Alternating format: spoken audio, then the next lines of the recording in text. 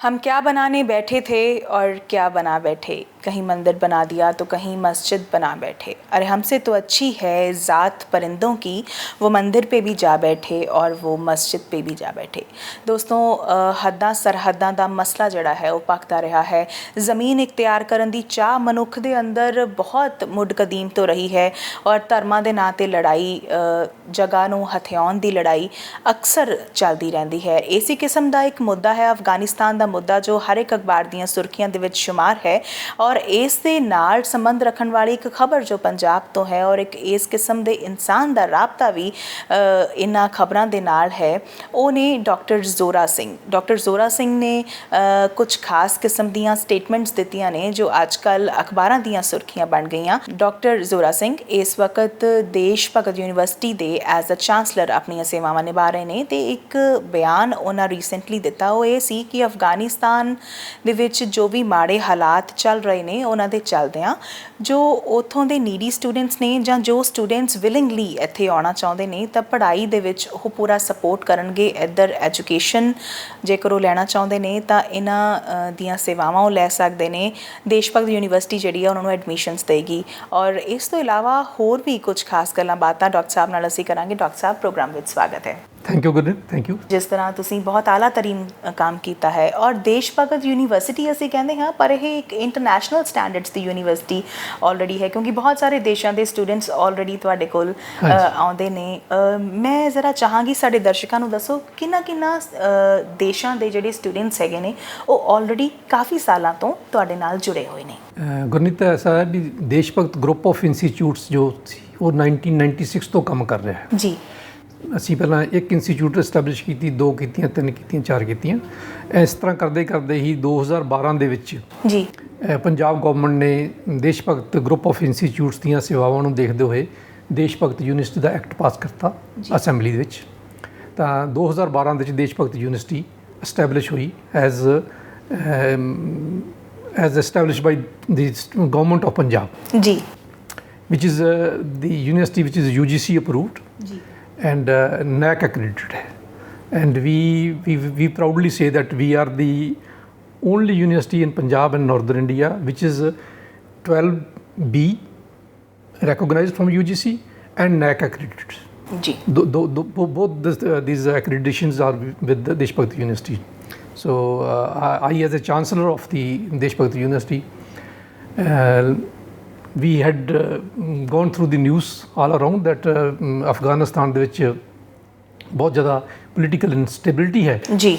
ਤਾਂ ਉਸ political instability ਨੂੰ ਦੇਖਦੇ ਹੋਏ ਵੀ ਬਹੁਤ ਸਾਰੇ ਪੇਰੈਂਟਸ, ਬਹੁਤ ਸਾਰੇ ਮਾਈਗਰੈਂਟਸ, ਬਹੁਤ ਸਾਰੇ ਇੰਡੀਅਨਸ ਜੋ ਕਿ ਹਿੰਦੂ ਵੀ ਨੇ, ਸਿੱਖ ਵੀ ਨੇ, ਮੁਸਲਿਮ ਵੀ ਨੇ, ਸ਼ਾਇਦ ਈਸਾਈ ਵੀ ਨੇ, ਉਹ ਇੱਥੇ ਮਾਈਗਰੇਟ ਕਰ ਰਹੇ ਨੇ। ਇਹ ਸੋਚ ਕੇ ਇਸ ਗੱਲ ਨੂੰ ਮੱਦੇਨਜ਼ਰ ਰੱਖਦੇ ਹੋਏ ਅਸੀਂ ਵੀ ਸਟੂਡੈਂਟਸ ਨੂੰ ਅਤੇ ਪੇਰੈਂਟਸ ਦੀ ਇਸ ਡਿਫੀਕਲਟੀ ਦਾ ਜੋ ਸਮਾਂ ਚੱਲ ਰਿਹਾ ਹੈ ਅਫਗਾਨਿਸਤਾਨ ਸਟੂਡੈਂਟਸ ਦਾ ਅਤੇ ਉਹਨਾਂ ਦੇ ਪੇਰੈਂਟਸ ਦਾ, ਅਤੇ ਉਸ ਕਰਕੇ ਦੇਸ਼ ਭਗਤ ਯੂਨੀਵਰਸਿਟੀ ਨੇ ਉਹਨਾਂ ਨੂੰ scholarship scheme 100% scholarship scheme launch ਕੀਤੀ ਹੈ ਜੀ ਤਾਂ ਕਿ ਉਹ ਆਪਦਾ ਕੈਰੀਅਰ ਬਣਾ ਸਕਣ, ਆਪਦੀ ਐਜੂਕੇਸ਼ਨ ਕੰਟੀਨਿਊ ਕਰ ਸਕਣ। जी डॉक्टर साहब कहते हैं कि ये महलों, ये तख्तों, ये ताजों की दुनिया, ये इंसान के दुश्मन समाजों की दुनिया, ये दौलत के भूखे रिवाजों की दुनिया, ये दुनिया अगर मिल भी जाए तो क्या है। सो इन्हां हद्दां सरहद्दां दे मसलिਆਂ ਨੂੰ किस तरह देखते हो कि अफगानिस्तान ਦੇ ਵਿੱਚ जिस तरह की डिस्टर्बेंसिस पैदा हुई है इस दे पिछे मतलब इखलाकी तौर ਤੇ ਤੁਸੀਂ ਕੀ ਫਰਜ਼ ਕੀ ਸਮਝਦੇ ਹੋ ਉਹਨਾਂ ਸਟੂਡੈਂਟਸ ਦੇ ਮੁਤਲਕ ਔਰ ਪਹਿਲਾਂ ਇਸ ਮਸਲੇ ਨੂੰ ਦੇਖਦੇ ਕਿਵੇਂ ਹੋ ਇਹ ਦੱਸੋ। ਦੇਖੋ ਜੀ ਜਿਹੜੀ ਤੁਸੀਂ ਗੱਲ ਕੀ ਹੈ ਵੀ झूठे समाजों की दुनिया, ये दुनिया अगर मिल भी जाए तो क्या है जी, चाहे वो हिस्टोरिकली देख लिए या किसी भी और तरीके ना देख लिए। There is always 2 type of people in the world always, one is ruled, the other is ruling. तो रूलिंग ने इदां ही करना ਹੁੰਦਾ ਹਮੇਸ਼ਾ, ਜਿੰਨਾ ਮਰਜ਼ੀ ਤੁਸੀਂ ਪੁਰਾਣਾ ਇਤਿਹਾਸ ਦੇਖ ਲਓ ਤੁਸੀਂ, ਉਹ ਰੂਲਿੰਗ ਨੇ ਇਦਾਂ ਹੀ ਕਰਨਾ। ਉਹਨਾਂ ਨੇ ਪਾਵਰ ਲੈ ਕੇ ਤੇ ਰੂਲ ਕਰਨਾ and the masses they are ruled. ਤੋ ਇੱਦਾਂ ਦੇ ਤਖਤੇ ਪਲਟਣ ਦੀ ਗੱਲ ਜਿਹੜੀ ਹੈਗੀ ਹੈ ਪਹਿਲਾਂ ਵੀ ਹੁੰਦੀ ਰਹੀ ਹੈ, ਹੁਣ ਵੀ ਹੋ ਗਈ। ਮੈਂ ਇਸ ਨੂੰ ਕਿਸੇ ਮਜ਼ਹਬ ਨਾਲ ਜਾਂ ਉਸ ਤਰੀਕੇ ਨਾਲ ਜੋੜ ਕੇ ਨਹੀਂ ਮੈਂ ਦੇਖਦਾ। It's a power game and ਇਹ ਹਮੇਸ਼ਾ ਹੁੰਦਾ ਰਿਹਾ ਤੇ ਹੁਣ ਵੀ ਹੁੰਦਾ ਰਹੂਗਾ ਤੇ ਅਗਾਂਹ ਤੋਂ ਵੀ ਹੁੰਦਾ ਰਹੂਗਾ ਜੀ। ਬਾਕੀ ਤਾਂ ਜਿਹੜੀਆਂ ਗੱਲਾਂ ਨੇ ਸਿਰਫ media and press and all that, ਉੱਤੇ ਗੋਸ਼ਟੀਆਂ ਹੋਣਗੀਆਂ, ਗੱਲਾਂ ਬਾਤਾਂ ਹੋਣਗੀਆਂ, ਉੱਤੇ ਸੈਮੀਨਾਰ ਹੋਣਗੇ, ਉਹ ਸਾਰਾ ਕੁਝ ਚੱਲਦਾ ਰਹੂਗਾ। ਸਾਰਾ ਕੁਝ ਹੋਏਗਾ ਪਰ ਉਹ ਤੋਂ ਬਾਅਦ ਵੀ ਕੁਝ ਨਹੀਂ ਹੋਏਗਾ। ਅੱਛਾ ਡਾਕਟਰ ਸਾਹਿਬ, ਹੁਣ ਦੂਸਰੀ ਵੱਡੀ ਗੱਲ ਇਹ ਹੈ ਕਿ ਜੋ ਸਟੂਡੈਂਟਸ ਉੱਧਰੋਂ ਆਉਣਗੇ ਜਾਂ ਮਾਈਗ੍ਰੇਟ ਹੋ ਕੇ ਇੱਥੇ ਆ ਜਾਂਦੇ ਹੈ ਤਾਂ ਉਹਨਾਂ ਦੀ ਸਿਰਫ ਐਜੂਕੇਸ਼ਨ ਦਾ ਸਵਾਲ ਹੀ ਨਹੀਂ ਹੈ, ਇੱਕ ਵੱਡਾ ਸਵਾਲ ਇਹ ਹੈ ਕਿ ਯੂਨੀਵਰਸਿਟੀ ਕਿਸ ਤਰ੍ਹਾਂ ਦੇ ਪ੍ਰਬੰਧ ਕਰੇਗੀ ਪਲੇਸਮੈਂਟਸ ਨੂੰ ਲੈ ਕੇ।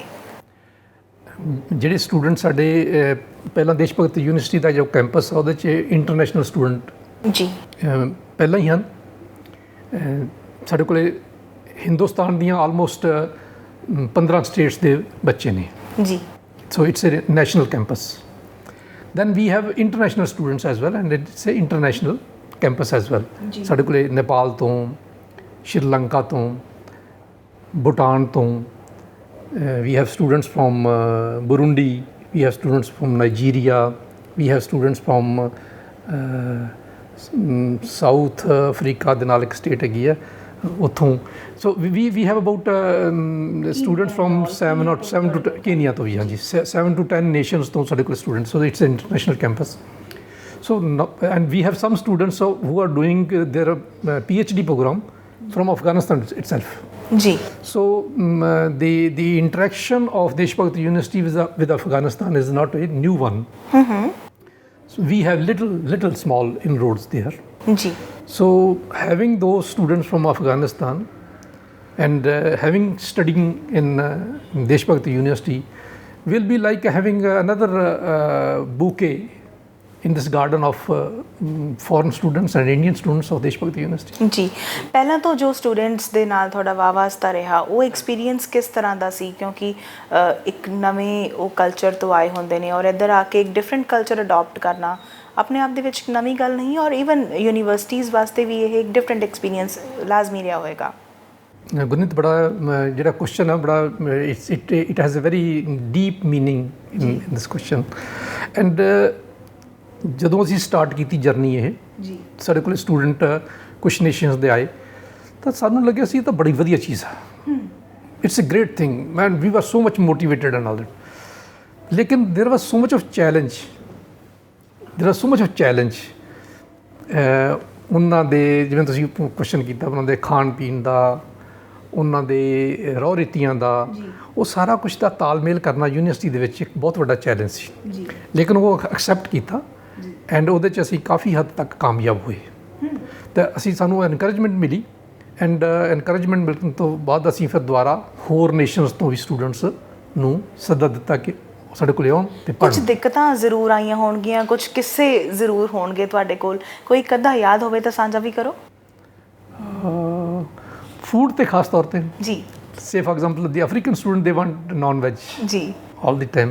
Our messes were vegetarian messes ਦੇ ਵਿੱਚ ਸਾਨੂੰ it was task how to make a gel of this thing that we have non-veg. ਅਸੀਂ ਫਿਰ ਇੱਕ ਜਿਹੜੀ ਸਾਡੇ ਡੀ ਬੱਸ ਸੈਂਟਰ ਹੈ ਜੀ, ਮਾਰਕੀਟ ਹੈ ਜੀ, ਠੀਕ ਹੈ, ਸਟੂਡੈਂਟ ਸੈਂਟਰ ਹੈ, ਯਾ ਇਟਸ ਅ ਸਟੂਡੈਂਟ ਸੈਂਟਰ। ਤਾਂ ਸਟੂਡੈਂਟ ਸੈਂਟਰ ਦਾ ਠੀਕ ਹੈ, okay we won't cook in mess but we will cook non-veg in the student center only. Okay, for that very student. For those very students, not one student. Okay, fine. Yeah, the students are from Rwanda. जी, तो कितनी strength कितनी सी students थी? That was a bunch of about 40 students. Okay, got it. ठीक है sir. हाँ जी। So later on we liberalized ourselves and then the cooking of chicken and all that non-veg is already being done now for the last very many years. हमारे पास Kashmiri student बहुत हैं जी, there are thousands of 3-4 हज़ार student हैं। ਤੇ ਉਹਨਾਂ ਦਾ interaction ਉਹਨਾਂ ਦੇ student teachers ਦੇ ਨਾਲ ਤੇ ਬਾਕੀ ਜਿਹੜੇ ਸਹਿਪਾਠੀ ਨੇ ਉਹਨਾਂ ਦੇ ਕਲੀਗਸ ਨੇ ਕਿਵੇਂ ਰਹਿੰਦਾ ਹੈ? ਕੋਈ ਡਿਫਿਕਲਟੀ ਨਹੀਂ ਹੁੰਦੀ। ਜਿਸ ਤਰ੍ਹਾਂ ਫੂਡ ਦੀ ਐਕਸਪੈਕਟੇਸ਼ਨ ਥੋੜੀ ਜਿਹੀ ਲਿਟਲ ਡਿਫਰੈਂਟ ਹੁੰਦੀ ਹੈ ਜੀ, ਥੋੜੀ ਜਿਹੀ ਰਹਿਣ ਸਹਿਣ ਦਾ ਢੰਗ ਥੋੜਾ ਫਰਕ ਹੁੰਦਾ ਜੀ, but then we also mix up with them and they also mix up with us and it's like a mini Kashmir there in India in DBU. ਜੀ। ਡਾਕਟਰ ਸਾਹਿਬ ਜਿਸ ਤਰ੍ਹਾਂ ਹੀ ਇਹ ਖਬਰ ਜਿਹੜੀ ਹੈ ਉਹ ਪਪੂਲਰ ਹੋ ਗਈ ਅਖਬਾਰਾਂ ਦੇ ਜ਼ਰੀਏ, ਕਿਉਂਕਿ ਕਾਫੀ ਸਾਰੇ ਇੰਟਰਨੈਸ਼ਨਲ ਪੇਪਰਸ ਨੇ ਵੀ ਇਹਨੂੰ ਕਵਰ ਕੀਤਾ। ਮੋਰਓਵਰ ਹੁਣ ਮੀਡੀਆ ਜਿਹੜਾ ਬਹੁਤ ਜ਼ਿਆਦਾ ਅੱਜ ਕੱਲ੍ਹ ਸੋਸ਼ਲ ਮੀਡੀਆ ਕਰਕੇ ਚੀਜ਼ਾਂ ਬੜੀਆਂ ਜਲਦੀ ਸਰਕੂਲੇਟ ਔਰ ਰੋਟੇਟ ਹੋ ਜਾਂਦੀਆਂ ਨੇ, ਤਾਂ ਕਿੰਨੀਆਂ ਕੁ ਕੁਐਰੀਜ਼ ਤੁਹਾਨੂੰ ਆ ਰਹੀਆਂ ਨੇ ਅਫਗਾਨਿਸਤਾਨ ਦੇ ਸਟੂਡੈਂਟਸ ਵੱਲੋਂ? ਜੇਕਰ ਉਹ ਬਹੁਤ ਜ਼ਿਆਦਾ ਤਾਦਾਦ ਵਿੱਚ ਹੋ ਜਾਂਦੇ हैं ਤਾਂ ਕੀ ਤੁਸੀਂ ਆਪਣੀ ਸੀਟਸ ਨੂੰ ਵਧਾਓਗੇ? जो सर को इंक्वायरीज आनी स्टार्ट हो चुकी हैं जी, सो the trail has just started and the queries are just in double digits। लेकिन जे बहुत ज़्यादा इन्फ्लक्स होंदा ਤਾਂ ਸਾਨੂੰ we have the limitation of seats। तो ਅਸੀਂ ਆਪਦੇ ਪ੍ਰੈਸ ਰਿਲੀਜ਼ ਦੇ ਵਿੱਚ ਵੀ ਇਹੀ ਗੱਲ ਦੱਸੀ ਹੈ that we have the limitation of seats, but it's more of first come first serve and we are giving 100% scholarship ji. when we will touch a level where beyond we cannot move further, then we will again invite Gurneet to have us on television। have you on unmute exactly? So yeah, we have already unmuted ourselves। We have given vent to our feelings। yeah, ठीक है, फिर ਤੁਸੀਂ ਦੁਬਾਰਾ mute ਹੋ ਜਾਓਗੇ। ਫਿਰ mute ਹੋ ਜਾਏਗੇ ਜੀ ਜ਼ਰੂਰ। ਔਰ ਇਸ ਤੋਂ ਇਲਾਵਾ ਸਰ ਜਿਹੜੇ ਬਾਕੀ ਸਟੂਡੈਂਟਸ ਕੁਐਰੀਜ਼ ਲੈ ਕੇ ਆਉਂਦੇ ਹੈ ਜਾਂ ਜੋ ਹੋਰ ਵੀ ਬਹੁਤ ਸਾਰੇ ਕੰਟਰੀਜ਼ ਤੋਂ ਸਟੂਡੈਂਟਸ ਇੱਥੇ ਐਡਮਿਸ਼ਨ ਲੈਣ ਵਾਸਤੇ, ਕੋਈ ਖਾਸ ਕਿਸਮ ਦੇ ਕੋਰਸਿਸ ਉਹਨਾਂ ਦੇ ਹੁੰਦੇ ਹੈ ਜਾਂ ਨੋਰਮਲ ਹੀ ਜਿਵੇਂ ਆਪਣੇ ਇੱਧਰ ਜਿਹੜੇ ਸਟੂਡੈਂਟਸ ਹੈ ਕੋਈ ਸਾਈਕੋਲੋਜੀ ਜਾ ਰਿਹਾ, ਕੋਈ ਕਿਤੇ ਜਾ ਰਿਹਾ, ਜਾਂ ਕੁਝ ਖਾਸ ਕਿਸਮ ਦੇ ਕੋਰਸਿਸ ਵਾਸਤੇ? Gurneet, I can say that ਦੇਸ਼ ਭਗਤ university campus is one of the most variegated campus where we have most सबसे ज़्यादा हमारे पास number of courses है।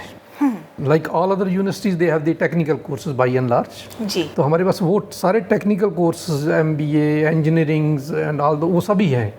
उसके अलावा हमारे पास 6 वर्टिकल्स हैं जो मेडिकल के हैं जी। उसमें डेंटल कॉलेज है which is a post graduate institute। We have Ayurveda college which is again a postgraduate institute and that is the first institute of the university। जी। आयुर्वेद 26 ਸਾਲ ਪੁਰਾਣੇ 26 ਸਾਲ ਬਾਰੇ ਜ਼ਰੂਰ ਕੁਝ ਨਾ ਕੁਝ ਦੱਸੋ ਕਿਉਂਕਿ ਇਹ ਨਵੀਂ ਗੱਲ ਹੈ। ਹਾਂਜੀ, ਆਯੁਰਵੈਦ ਕਾਲਜ ਦੇ ਵਿੱਚ ਸਾਡੇ ਬਹੁਤ ਕੁਆਲੀਫਾਈਡ ਫੈਕਲਟੀ ਹੈ ਜੀ। And then we have a Panchakarma centre there. Panchakarma centre is very gives very good results for the patients of migraine, chronic diseases, arthritis and such। So through this media I want to convey this message as well that Panchkarma should be adopted wherever one can afford। ਤੇ ਤੁਹਾਨੂੰ ਲੱਗਦਾ ਕਿ ਅੱਜ ਦੇ ਜ਼ਮਾਨੇ ਦੇ ਵਿੱਚ ਆਯੁਰਵੇਦ ਨੂੰ ਲੈ ਕੇ ਬੱਚੇ ਕੰਸਰਨ ਨੇ ਤੇ ਇਸ ਤਰ੍ਹਾਂ ਦੇ ਕੋਰਸਿਸ ਦੇ ਵਿੱਚ ਰੁਚੀ ਦਿਖਾਉਂਦੇ ਆ? ਮੈਂ ਦੱਸ ਰਿਹਾ ਸੀ ਵੀ ਸਾਡੇ ਕੋਲ ਹੋਰ ਵੀ ਕੋਰਸਿਸ ਨੇ। ਜਿਹੜੇ ਫੋਰਨ ਸਟੂਡੈਂਟ ਨੇ ਉਹ ਆਯੁਰਵੇਦ ਦਾ ਤਾਂ ਉਹਨਾਂ ਦਾ ਨਹੀਂ ਇੰਟਰਸਟ ਹੁੰਦਾ ਕਿਉਂਕਿ it's Indian system of medicine, ISM we call it, Indian system of medicine। Then we have the course of nursing which is the international course जी। And we have the course of pharmacy जी। We have paramedics, we have physiotherapy। So these are 6 verticals of which are of medical or paramedical origin and we have it along with all other technical courses what all other universities have। So that's I believe that's the edge of Desh Bhakti University and the students coming here have got this much of variety। We have so much of variety to offer to them। जी। Doctor साहब अगला एक बड़े कमाल का question ये है कि एक चेयर ते एज अ चांसलर काम करना ही ਮੈਨੂੰ ਲੱਗਦਾ ਕਿ ਬਹੁਤ ਵੱਡੀ ਗੱਲ ਨਹੀਂ ਹੁੰਦੀ। ਤੁਹਾਡਾ ਮਾਈਂਡ ਉਸ ਕਿਸਮ ਨਾਲ ਪ੍ਰਿਪੇਅਰ ਹੋਣਾ ਚਾਹੀਦਾ, ਤੁਸੀਂ ਚੈਲੰਜਸ ਨੂੰ ਅਸੈਪਟ ਕਰਨ ਵਾਸਤੇ ਪ੍ਰਿਪੇਅਰ ਹੋਣੇ ਚਾਹੀਦੇ ਹੋ ਔਰ ਇੱਕ ਤੁਹਾਡਾ ਆਪਣਾ ਕੈਰੈਕਟਰ, ਤੁਹਾਡੇ ਆਪਣੇ ਪਰਸਨਲ ਇੰਟਰਸਟ ਇਸ ਕਿਸਮ ਦੇ ਹੋਣੇ ਚਾਹੀਦੇ ਹੈ। ਤਾਂ ਮੈਨੂੰ ਲੱਗਦਾ ਕਿ ਤੁਹਾਡੇ ਵੀ ਆਪਣੇ ਕੁਛ ਇਸ ਕਿਸਮ ਦੇ ਇੰਟਰਸਟ ਹੈ, ਸ਼ਾਇਰੀ, ਪੋਇਟਰੀ, ਕੁਛ ਇੱਦਾਂ ਦੇ ਟੇਸਟ ਵੀ ਜ਼ਰੂਰ ਰਹੇ ਹੋਣਗੇ ਕਿ ਇੰਨਾ ਇੱਕ ਵਾਸਟ ਵਿਜ਼ਨ ਲੈ ਕੇ ਤੁਸੀਂ ਚੱਲ ਰਹੇ ਹੋ। ਕੀ ਕਹੋਗੇ?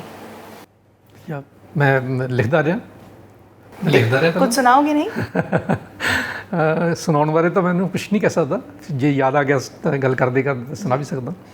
ਮੈਂ I was the editor of all my college magazines ਜੀ। I am the product of Government Medical College Patiala. ਤਾਂ ਉੱਥੇ ਵੀ ਉਹ ਜਿਹੜਾ ਮੈਗਜ਼ੀਨ ਨਿਕਲਦਾ ਸੀ ਉਹਦਾ ਸੈਗਮੈਂਟ ਦਾ ਮੈਂ ਐਡੀਟਰ ਹੁੰਦਾ ਸੀ ਜੀ। ਇੱਕ ਜੂਨੀਅਰ ਡਾਕਟਰਸ ਐਸੋਸੀਏਸ਼ਨ ਸਾਡੀ ਸੀਗੀ, ਉਹਦਾ ਬੁਲੇਟਿਨ ਸੀ, ਉਹ ਵੀ ਮੈਂ ਐਡਿਟ ਕਰਦਾ ਸੀ। ਲਿਖਦਾ ਸੀ। ਤਾਂ ਪੋਇਟਰੀ ਜਦੋਂ ਵੀ ਕਿਤੇ ਮੌਕਾ ਮਿਲਦਾ ਸੀ ਪੋਇਟਰੀ ਕਰਦਾ ਸੀ, ਸ਼ੌਕ ਸੀ ਮੈਨੂੰ, ਸ਼ਾਇਰੀ ਦਾ ਸ਼ੌਕ ਸੀ। ਤਾਂ ਹੁਣ ਉਹ ਸ਼ੌਕ ਜ਼ਿਆਦਾ ਆਪਦੇ ਬਿਜ਼ਨਸ ਦੇ ਵਿੱਚ। I had been the president of Indian Medical Association Chandigarh state branch for 4 years। ਤਾਂ ਹੁਣ ਜ਼ਿਆਦਾ ਇੰਟਰਸਟ ਆਪਦੇ ਬਿਜ਼ਨਸ, ਆਪਦੇ ਪ੍ਰੋਫੈਸ਼ਨ ਦੇ ਵਿੱਚ। ਉਹਦੇ 'ਚ ਉਹ ਪ੍ਰੋਫੈਸ਼ਨ ਦੇ ਵਿੱਚ ਤੁਹਾਨੂੰ ਕੰਮ ਕਰਕੇ ਇੰਨੀ ਜ਼ਿਆਦਾ ਸੈਟਿਸਫੈਕਸ਼ਨ ਮਿਲਦੀ ਹੈ ਕਿ ਮੈਂ ਆਪਦੀ ਟੀਮ ਨੂੰ ਕਹਿੰਦਾ ਹਮੇਸ਼ਾ ਵੀ ਮੈਂ ਨਾ ਆਮ ਰਨਿੰਗ 62 years of age। ਤਾਂ ਮੈਂ ਨਾ ਸਵੇਰੇ ਵੇਲੇ ਆਪਦੇ ਆਫਿਸ ਵਾਸਤੇ ਭੱਜ ਕੇ ਜਾਂਦਾ ਜੀ, ਵੀ ਇੰਨੀ ਪੈਸ਼ਨ ਹੁੰਦੀ ਹੈ ਵੀ ਜਾ ਕੇ ਆ ਵੀ ਕੰਮ ਕਰਨਾ, ਆ ਵੀ ਕਰਨਾ, ਆ ਵੀ ਕਰਨਾ। Passion is must, yeah. And then I don't get tired till 8 p.m.